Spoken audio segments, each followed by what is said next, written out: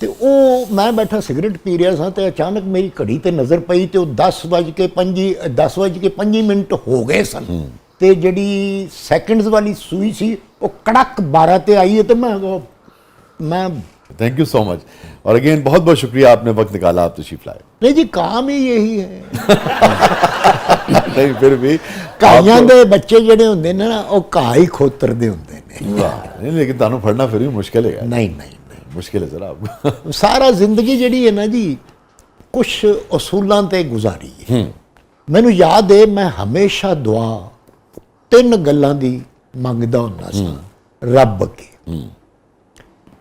ਪਹਿਲੀ ਗੱਲ ਤੇ ਇਹ ਹੀ ਸੀ ਕਿ ਲੋੜ ਥੋੜੇ ਨਾ, वाह, लोड थोड़े ना, ਲੋੜ ਥੋੜੇ ਨਾ, ਰੋਕਾ ਮੁੜੇ ਨਾ।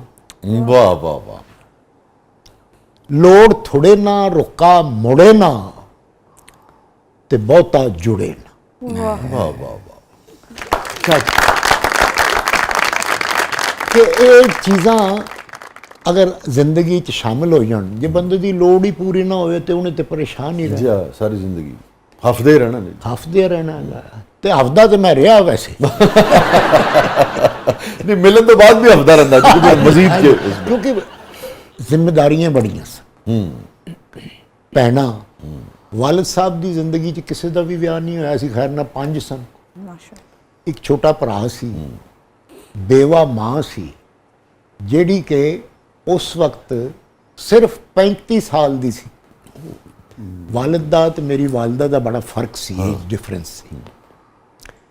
ਬਹਰਹਾਲ ਰੁਕਾ ਮੈਂ ਕਹਿੰਦਾ ਸਾਂ ਕਿ ਅਗਰ ਮੈਂ ਕਿਸੇ ਦਾ ਕੋਈ ਬਿਹਤਰੀ ਕਰਾਂ ਤੇ ਰੁਕੇ ਵਾਲੀ ਗੱਲ ਜਿਹੜੀ ਹੈਗੀ ਉਹ ਇਸ ਤਰ੍ਹਾਂ ਹੀ ਕਿ ਜੇ ਮੈਂ ਕਿਸੇ ਦਾ ਕੋਈ ਕੰਮ ਕਰ ਸਕਣਾ, ਕੋਈ ਮੇਰੇ ਕੋਲ ਆਇਆ ਹੈ ਤੇ ਮੈਂ ਉਹਦਾ ਭਲਾ ਕਰ ਸਕਣਾ ਵਾਂ ਤੇ ਮੈਂ ਕਿਸੇ ਨੂੰ ਕਵਾਂ ਕਿ ਯਾਰ ਇਹਦਾ ਇਹ ਕੰਮ ਕਰ ਦਿਓ, ਇਹ ਜੈਨੂਅਨ ਹੈ, ਇਹ ਵੀ ਜ਼ਰੂਰਤਮੰਦ ਹੈ, ਇਹ ਤੁਹਾਡੇ ਤੱਕ ਪਹੁੰਚ ਨਹੀਂ ਸਕਦਾ ਤੇ ਮੈਂ ਇਹਦਾ ਵਸੀਲਾ ਬਣ ਕੇ ਆਇਆ। वाह, ਤੇ ਉਹਦੀ ਵੀ ਦੁਆ ਮੰਗਣਾ ਸੀ ਕਿ ਯਾ ਅੱਲਾ ਪਰਮ ਇੱਜ਼ਤ ਕਾਇਮ ਰੱਖੋ ਤੇ ਬਹੁਤਾ ਜੁੜੇ ਨਾ। ਬਹੁਤਾ ਜੁੜ ਜਾਏ ਨਾ ਜੀ ਉਹ ਵੀ ਮੁਸੀਬਤ ਹੀ ਹੁੰਦੀ। ਬੰਦਾ ਜਿਵੇਂ ਕਿ ਕਮਾਉਣ ਵਾਸਤੇ ਹਰ ਵੇਲੇ ਸੋਚੀ ਪਿਆ ਰਹਿੰਦਾ ਨਾ, ਜੇ ਬਹੁਤਾ ਜੁੜ ਜਾਏ ਤੇ ਫਿਰ ਉਹਦੇ ਖਰਚੇ ਉਹ ਲੱਭਦਾ ਕਿੱਥੇ ਕਿੱਥੇ ਕੀਤੇ ਜਾ ਸਕਦੇ। तो कितने कितने ना काम खराब होता है।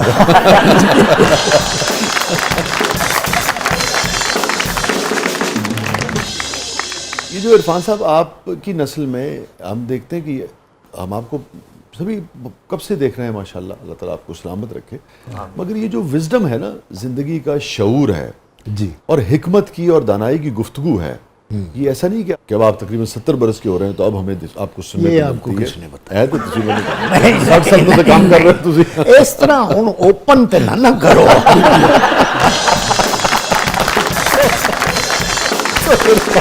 ਅਗਰ ਕੈਮਰਾ ਟ੍ਰਿਕ ਨਾਲ ਮੈਂ ਨੌਜਵਾਨ ਬਣ ਕੇ ਫਿਰਨ ਡਿਆ ਨੌਜਵਾਨ, ਤੁਸੀਂ ਬਿਲਕੁਲ ਸਹੀ ਅੰਦਾਜ਼ਾ ਲਾਇਆ। ਤੇ ਮੈਂ ਇਹਨਾਂ ਕੋ ਹੈਗਾ ਵਾਂ 60 ਸਾਲ ਮੈਨੂੰ ਇਹ ਕੰਮ ਕਰਦਿਆਂ ਹੋ ਗਏ ਨੇ ਤੇ 12 ਸਾਲ ਦੀ ਉਮਰ 'ਚ ਮੈਂ ਕੰਮ ਸ਼ੁਰੂ ਕੀਤਾ ਸੀ। ਮੈਂ 60 ਸਾਲ ਚੱਲਿਆ ਮਾਸ਼ਾਅੱਲਾ। ਇੰਨਾ ਚਿਰ ਅਗਰ ਪੱਖਾ ਚੱਲੇ ਨਾ ਜਿਹੜਾ ਲੋਹੇ ਦਾ ਬਣਿਆ ਹੁੰਦਾ ਹੈ ਉਹਦਾ ਆਰਮੇਚਰ ਸੜ ਜਾਂਦਾ।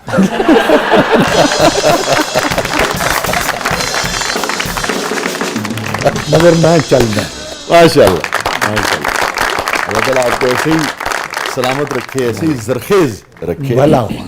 तो भला। मगर हम देखते हैं कि नौजवानी में भी कभी आपकी गुफ्तगू, इंटरव्यूज अखबार में कभी आ गया, टेलीविजन पे देख लिया, उसमें बड़ी हिकमत, दानाई, शऊर जो है वो बोलता हुआ नजर आता था।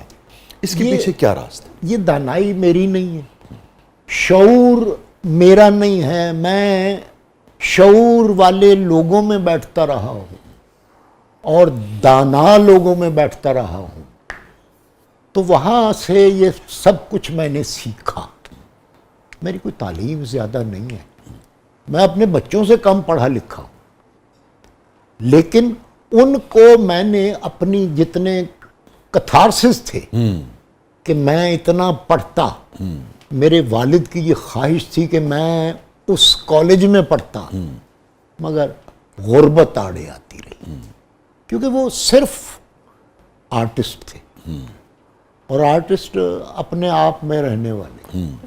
میرے باپ کے پاس تو سائیکل بھی نہیں تھی, پیدل رائل پارک میں ہماری رہائش تھی اور ریڈیو پاکستان وہ پیدل جایا کرتے. ان کے بہت سے شاگرد تھے تو وہ ان میں سے کسی کے کندھے پر ہاتھ رکھ کے تو وہ پیدل چلے جاتے تھے ریڈیو پاکستان اور وہاں سے پیدل واپس آ جاتے تھے اور اپنی دنیا میں مگن رہنے والے وہ انسان تھے. آپ کے شاید نالج میں ہو کہ میرے ابا تھیٹر میں پینٹر آرٹسٹ، جی اس کے بعد پھر وہ ریڈیو پر ملازم ہوئے. ٹھیک، یہاں آفٹر پارٹیشن پہلے وہ آل انڈیا ریڈیو سے جگو بابا کے نام سے ایک کردار کیا کرتے تھے. بہرحال کچھ فلموں میں بھی انہوں نے کام کیا، لیکن میں یہ سمجھتا ہوں کہ مجھے بہت سی چیزیں پتہ نہیں ان کے صدقے میں ملی یا ان کی دعاؤں سے ملی، کیونکہ ہم اس بات پر بھی یقین رکھتے ہیں کہ ماں باپ جب دنیا سے چلے جاتے ہیں وہ ان کی دعائیں جو ہیں نا جاری و ساری رہتی ہیں اور اسی کا پھل ہمیں ضرور ملتا ہے. اگر آپ مجھ سے یہ پوچھ لیں کہ مجھے کوئی ریگریٹ ہے تو ریگریٹ جو ہے وہ یہ ہے کہ میرا باپ جتنا بڑا آدمی تھا میں اس کی اتنی خدمت نہیں کر سکا. ماں کی میں نے انتہا کی خدمت کی اور وہ ڈیزرو کرتی تھی، لیکن باپ کی کوئی خدمت نہیں کر سکا، کیونکہ جب تک ہم رائل پارک میں رہے ہیں ہمارے گھر میں نل نہیں لگا ہوا، ماشکی پانی ڈالتا تھا. ابا مجھے بلا کر تو لاڈ میں کہا کرتے تھے میرا پتر بالٹی پانی دی بھر کے لے آئے گا تو وہ ابا نہ آئے گا. تو میں خوشی خوشی جاتا تھا. ہمارے سامنے ایک رہتے تھے تائی جی ان کو کہتے تھے. ان کے میاں جو تھے وہ ریلوے میں تھے، ان کے گھر نلکا لگا ہوا تھا اور ریڈیو پر جس کی آواز سارا زمانہ سنتا تھا اس کے گھر نل نہیں لگا ہوا تھا. تو میری ماں نے ایک دفعہ ایک عجیب سی بات بھی کر دی تھی. ابا کے انتقال کے بعد میرا کہیں داؤ لگ گیا. مجھے کسی نے ایس ڈی او صاحب سے ملوایا جو کہ منظوری دیتے تھے نل کی. انہوں نے کہا کوئی نہیں، 2-3 دن میں نل لگ جائے گا. پتہ نہیں میری کوئی قسمت یاور تھی تو وہ 3 دن میں نل لگ گیا. میری دادی جب زندہ تھی تو وہ ہمارے یہاں ہی رہتی تھی اکثر. تو میری ماں نے کہا میری دادی کو کہ میرا بیٹا آپ کے بیٹے سے بڑا آرٹسٹ ہے. میں نے گھبرا کر ماں کی طرف دیکھا کہ یہ کیا کہہ رہی ہیں. تو میں نے کہا یہ آپ نے کیا کہہ دیا؟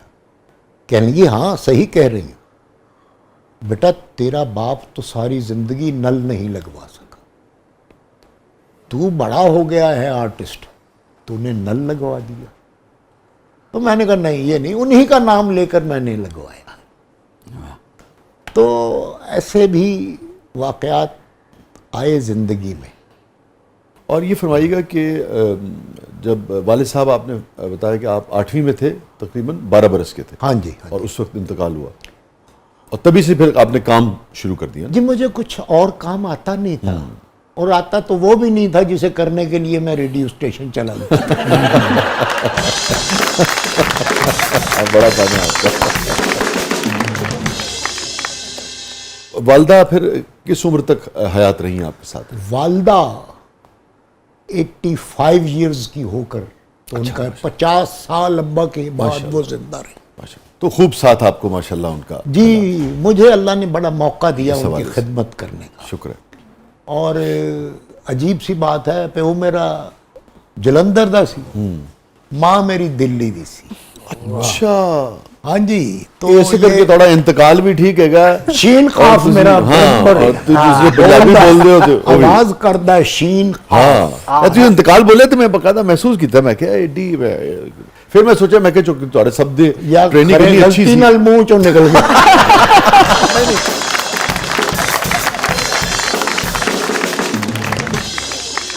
ਮੈਂ ਕਿਹਾ ਤੁਹਾਡੇ ਸਭ ਲੋਕਾਂ ਦੀ ਟ੍ਰੇਨਿੰਗ ਇੰਨੀ ਕਮਾਲ ਹੈਗੀ ਸੀ ਕਿ ਉਹ ਮੈਂ ਕੋਈ ਐਸੀ ਗੱਲ ਨਹੀਂ, ਮੈਂ ਫਿਰ ਇਹ ਸੋਚਿਆ ਮਗਰ ਵਾਹ ਵਾਹ ਵਾਹ। ਔਰ ਪੰਜਾਬੀ ਦਾ ਤਾਂ ਖੈਰ ਹੈ ਹੀ ਤੁਹਾਡਾ ਲਹਿਜਾ। ਤੇ ਮੈਂ ਰੇਡੀਓ 'ਚ ਇੰਨਾ ਕੋ ਕੰਮ ਕੀਤਾ, ਇੰਨਾ ਕੋ ਕੰਮ ਕੀਤਾ, ਮੇਰੇ ਖਿਆਲ ਨਾਲ ਕੋਈ ਤਸਵੀਰ ਅਗਰ ਮੈਂ ਤੁਹਾਨੂੰ ਵਿਖਾਵਾਂ ਤੁਸੀਂ ਮੈਨੂੰ ਪਛਾਣੋਗੇ ਨਹੀਂ ਉਹਦੇ ਵਿੱਚ।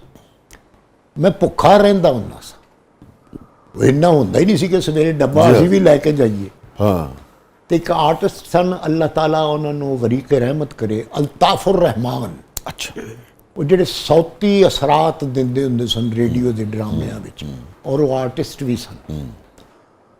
ਉਹ ਰੋਟੀ ਲਿਆਂਦੇ ਹੁੰਦੇ ਸਨ ਤੇ ਉਹ ਮੈਨੂੰ ਲੱਭਦੇ ਹੁੰਦੇ ਸਨ, ਕਹਿੰਦੇ ਸਨ ਰੋਟੀ ਖਾ ਲੈ, ਆ ਜਾ ਫਿਰ ਚਲਾ ਜਾਈਂ।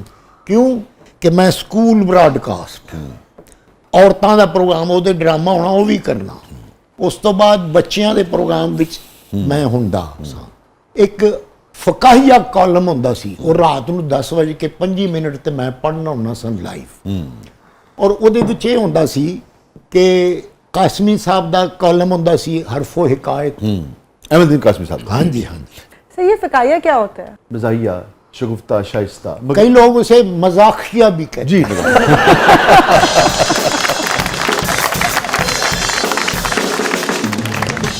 तो मज़ाहिया कॉलम है। ਤੇ ਉਹ ਪੈਨ ਵਾਲੀ ਇੰਜ ਪ੍ਰੋਡਿਊਸਰ ਸਾਹਿਬ ਜਿਹੜੇ ਹੁੰਦੇ ਸਨ ਨਾ ਜੀ, ਉਹ ਉਹਨਾਂ ਟੋਟਾ ਅਖਬਾਰ ਚੋਂ ਹੀ जी जी ठीक है। ਪਾੜ ਕੇ ਤੇ ਦੇ ਦਿੰਦੇ ਸਨ। ਤੇ ਉਹ ਛੋਟੇ ਛੋਟੇ 5-7 ਪੀਸ ਹੁੰਦੇ ਸਨ।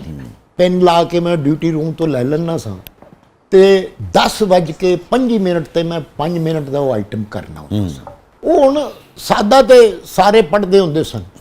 ਮੈਂ ਉਹਦੇ ਵਿੱਚ ਜਿਹੜੀ ਚੀਜ਼ ਆਪਣੇ ਤੌਰ ਤੇ ਕੀਤੀ ਉਹ ਇਹ ਕੀਤੀ ਕਿ ਮਸलन ਲਿਖਿਆ ਹੁੰਦਾ ਸੀ कि हम कल बस में बैठे हुए थे और अपनी नौकरी पर मुलाजमत पर जा रहे थे कि अचानक हमारे कानों में एक आवाज पड़ी, सुरमे नूरे नजर हेरा फेरी है ना भाई। वाह वाह वाह।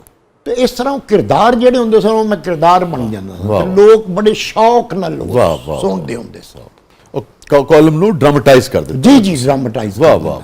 ਇੱਕ ਦਿਨ ਮੈਂ ਬੈਠਾ ਹੋਇਆ ਸਾਂ, ਇਹ ਇੱਕ ਮੈਂ ਬੇਈਮਾਨੀ ਜਿਹੜੀ ਕੀਤੀ ਹੈ ਮਗਰ ਉਹਦੇ 'ਚ ਮੇਰਾ ਕਸੂਰ ਨਹੀਂ। ਉਹ ਰੇਡੀਓ ਸਟੇਸ਼ਨ ਦਾ ਜਿਹੜੇ ਸਟੂਡੀਓ ਸਨ ਉਹਦੇ ਬਾਹਰ ਹੀ ਸੋਫਾ ਪਿਆ ਹੁੰਦਾ ਸੀ ਤੇ ਮੈਂ ਉੱਥੇ ਜਾ ਕੇ ਬਹਿ ਜਾਂਦਾ ਹੁੰਦਾ ਸਾਂ। ਉਦੋਂ ਮੈਂ ਥੋੜਾ ਜਿਹਾ ਗੰਦਾ ਬੱਚਾ ਵੀ ਹੋ ਗਿਆ ਸਾਂ। ਮੈਂ ਤੇ ਮੈਂ ਸਮਝਦਾ ਸਾਂ ਕਿ ਸਿਗਰਟ ਪੀਣਾ ਵੀ ਬੁਰੀ ਬਾਤ ਹੈ ਤੇ ਮੂੰਹ ਚੋਂ ਬੂ ਆਉਂਦੀ ਹੈ। ਤੇ ਮੇਰੀ ਮਾਂ ਜਦੋਂ ਮੈਂ ਘਰ ਜਾਂਦਾ ਹੁੰਦਾ ਸਾਂ ਤੇ ਉਹ ਮੇਰੇ ਹੱਥ ਚੁੰਮਦੀ ਹੁੰਦੀ ਸੀ। ਉਹ ਅਸਲ 'ਚ ਹੱਥ ਨਹੀਂ ਸੀ ਚੁੰਮਦੀ, ਉਹ ਸੁੰਘਦੀ ਸੀ। ਉਹ ਹੱਥ ਸੁੰਘਦੀ ਸੀ वाह वाह। कि सिगरेट पीता था। तो मैं कहना सा माँ वो ऐसे ही एक पिया था, थोड़ा सा वो कड़वा बड़ा था, मैंने फेंक दिया। तो वो मैं बैठा सिगरेट पी रहा था तो अचानक मेरी घड़ी ते नज़र पई तो 10:05 हो गए सन। तो जी सैकंड्स वाली सूई सी वो कड़क 12 ते आई है। तो मैं धक्के नाल बूहा खोलिया तो स्टूडियो का बूहा खोलिया तो मैं अंदर वड़ रहा था तो उन्होंने फ्लिक देता। हुण मैं बैठदे आया चुप करके कि आवाज़ भी ना आवे। तो मैं कहा इरफान खुसट फकाहिया कॉलम के साथ हाजिर है।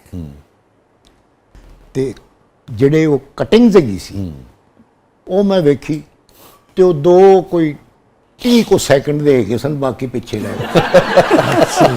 ਪੜਨਾ ਕੀ ਹੈ? ਪੜਨਾ ਕੀ ਹੁਣ 5 ਮਿੰਟ ਕਿਵੇਂ ਹੋਣੇ? ਮੇਰਾ ਦਿਮਾਗ ਚੱਲ ਗਿਆ। ਹਾਂ। ਮੈਂ ਸ਼ੁਰੂ ਕੀਤਾ ਦਿਲ ਵਿੱਚ ਦੁਆ ਕਰਕੇ। ਮੈਂ ਉਹ ਪੜ੍ਹਨਾ ਸ਼ੁਰੂ ਕੀਤਾ ਤੇ ਉਹ 30 ਸੈਕਿੰਡ ਵਿੱਚ 35 ਸੈਕਿੰਡ 'ਚ ਉਹ ਦੋਵੇਂ ਮੁਕੰਮਲ ਹੋ ਗਏ। ਫਿਰ ਜਿਹੜਾ 2 ਨੰਬਰ ਪੜਿਆ ਸੀ ਉਹਨੂੰ ਪਹਿਲੇ ਸ਼ੁਰੂ ਕਰ ਲਿਆ। ਉਹ ਪੜਿਆ ਤੇ 1 ਨੰਬਰ ਜਿਹੜਾ ਸੀ ਉਹ ਦੂਸਰੇ ਨੰਬਰ ਤੇ ਲੈ ਆਂਦਾ। ਫਿਰ ਮੈਂ ਪਹਿਲਾ ਵਾਲਾ ਜਿਹੜਾ ਸੀ ਉਹ ਵਿੱਚੋਂ ਸ਼ੁਰੂ ਕਰ ਲਿਆ। ਵਾਹ। ਤੇ ਉਹ ਦੂਸਰਾ ਜਿਹੜਾ ਪੁਰਜ਼ਾ ਸੀ ਉਹ ਉੱਤੋਂ ਸ਼ੁਰੂ ਕਰ ਲਿਆ। ਅੱਛਾ, ਇੱਕ ਆਪਰੇਟਰ ਬੈਠਾ ਹੁੰਦਾ ਸੀ ਸਾਹਮਣੇ। ਉਹ ਸਰਦੀਆਂ ਦੀਆਂ ਰਾਤਾਂ ਸਨ ਜੀ, ਉਹ ਵੀ ਨੀਂਦਰ ਦਾ ਮਾਰਿਆ ਜੀ ਉਂਗਣ ਡਿਆ ਸੀ। ਤੇ ਮੈਂ ਦੇਖਿਆ ਕਿ ਇਹ ਤੇ ਸੁਣ ਹੀ ਨਹੀਂ ਰਿਹਾ। ਫਿਰ ਮੈਂ ਇਸ ਤਰ੍ਹਾਂ ਕੁਛ ਉਲਟ ਪੁਲਟ ਕਰਕੇ ਹੁਣ ਉਹ ਕਾਲਮ ਹੈਗੇ ਸਨ ਜੀ ਤੇ ਮੈਂ ਭੱਲਿਓਂ ਵੀ ਕੋਈ ਲਤੀਫੇ ਤੇ ਮੈਂ ਸੁਣਾਉਣ ਨਹੀਂ ਬੈਠਾ ਹੈ। ਬਹਰਹਾਲ ਜਿਵੇਂ ਤਿਵੇਂ ਕਰਕੇ ਸਰਦੀਆਂ ਸਨ ਤੇ ਮੈਨੂੰ ਪਸੀਨੇ ਆ ਗਏ, ਖਤਮ ਹੋਇਆ ਤੇ ਮੈਂ ਉਹੀ 2 ਪੁਰਜ਼ੇ ਤੇ ਬਾਕੀ ਉੱਥੇ ਮੇਜ਼ ਤੇ ਹੀ ਪਏ ਸਨ, ਉਹ ਨਾਲ ਲਾ ਕੇ ਤੇ ਡਿਊਟੀ ਆਫੀਸਰ ਨੂੰ ਦੇ ਦਿੱਤੇ। ਮੈਂ ਕਿਹਾ ਜੀ, ਮੈਂ ਕਿਹਾ ਕੈਸਾ ਸੀ ਆਪਣਾ ਬਲੋਚ ਸਾਹਿਬ? ਉਹ ਇੱਕ ਸਾਡਾ ਯਾਰ ਹੁੰਦਾ ਸੀ ਅਨਵਰ ਬਲੋਚ, हैदराबाद ਤੋਂ ਆਇਆ ਸੀ। बलोच साहब ठीक था? कहता यार साईं तुम ना पूछा करो, भाई तुम तो बहुत अच्छा पढ़ते हो।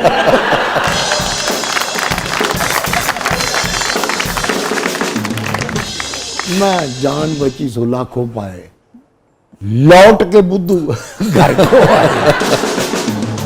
तो मैं एक गुस्ताखी कर बैठा सा अपने तौर पे, लेकिन मैं की करता। लेकिन सवाल ही बहुत अच्छी है आपने।